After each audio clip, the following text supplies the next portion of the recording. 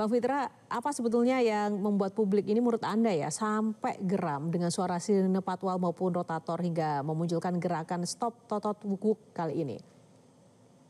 Ya, karena ini sudah akumulasi bertahun-tahun ya, dibiarkan seperti itu, bahkan ada kecenderungan semakin lama semakin menjadi semakin banyak. Ketika kita lagi berada di kemacetan, mereka dengan leluasanya menggunakan pihak kepolisian, menggunakan totot-totot, wukuk-wukuk, atau bahkan ada yang pakai strobo sendiri dengan sirene juga, memaksa kami para pengguna jalan untuk minggir. Dan yang lebih geramnya lagi adalah itu dipertanyakan apakah memang itu menyangkut keadaan darurat, apakah itu menyangkut nyawa orang lain.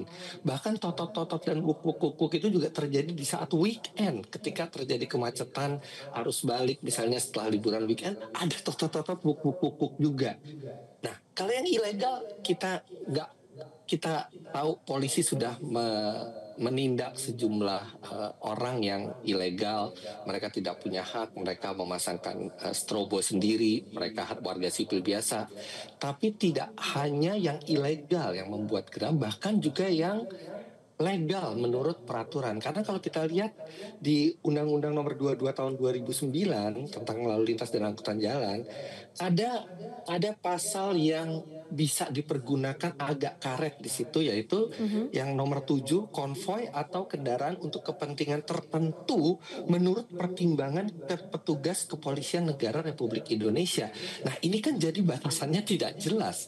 Bahkan sudah menjadi rahasia umum bahwa siapapun bisa menggunakan fasilitas prioritas ini, membuka jalan, walaupun mereka tidak punya kepentingan yang urgent. Saya sendiri pribadi juga sering ditawari beberapa kali, Pak Fitra, ke airport nanti gimana, telat nggak pesawatnya, apa mau kita kawal, kita bukakan jalan. Saya selalu menolak, karena meminta prioritas untuk sesuatu yang bukan